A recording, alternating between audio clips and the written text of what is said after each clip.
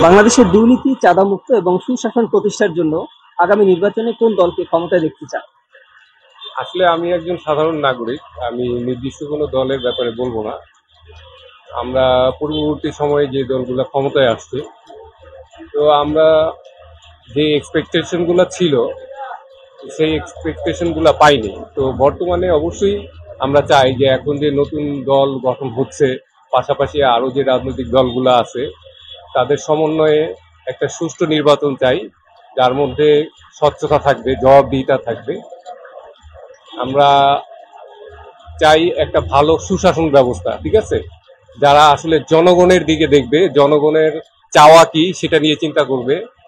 তারা চাঁদাবাজি, তারপর লুটপাট, এগুলাতে কোনো ধরনের যেন সম্পৃক্ততা না থাকে।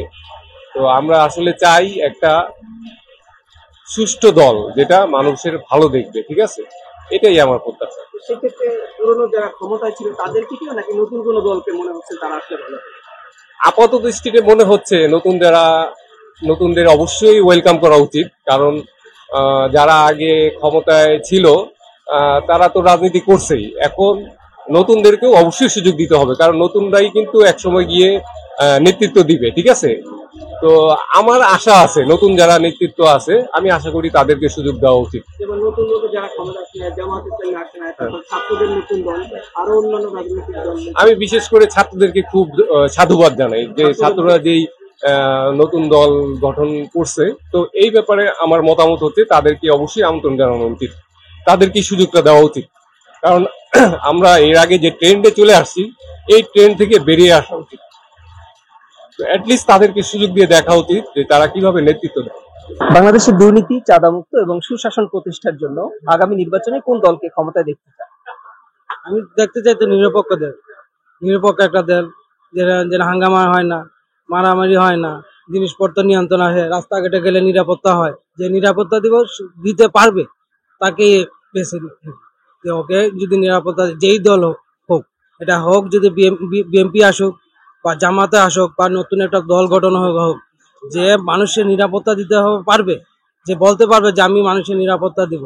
রাস্তাঘাটে চললে অনিরাপত্তা দিতে হবে। আমার হোক, আমার একটা ভাইরও, আপনি আমার ভাই, উনি আমার বোন, উনি রাস্তাঘাটে চললো, ওনার নিরাপত্তা নাই। যে নিরাপত্তা দিতে পারবে, জিনিসপত্র নিয়ন্ত্রণ আনতে পারবে, তাকেই দিই। ক্ষমতায় আসার আগে সব দলই বলে এটা, তারপর আপনার আপনার ব্যক্তিগত মনে হয় যে কারা আসলে এটা করতে পারে? কোনই দিতে, এইটাই আছে না, সেটা তো মনে হয়, হ্যাঁ। কিন্তু মনে হয় যে কোন দল আসলে তারা হয়তো কিছুটা ভালো থাকবে, বেশ ভালোভাবে চালাবে। কোন দলের উপর এটা ভরসা বর্তমানে কোনো দলের ভরসা নাই। বাংলাদেশের মানুষ কোনো দলে ভরসা করতে পারতেছে না। পিঠে দেওয়ালে ঠিকে গেছে, বুঝছেন, দেওয়ালটা একদম দেওয়ালটাকে কোনোটারে ভরসা হচ্ছে না।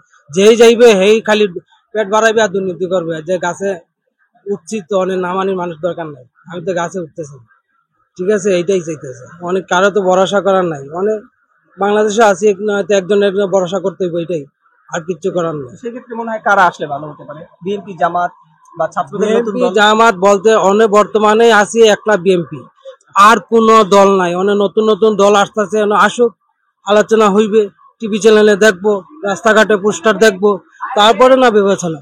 অনেক দল কিন্তু একটাই আছে, বিএনপি, আর কোনো দল নাই। একটা আছিল আওয়ামী লীগ, আর যারা জাতীয় পার্টি আছে সব তো আওয়ামী লীগে আছিল, জামাত আছে, বিএনপিতে আছে।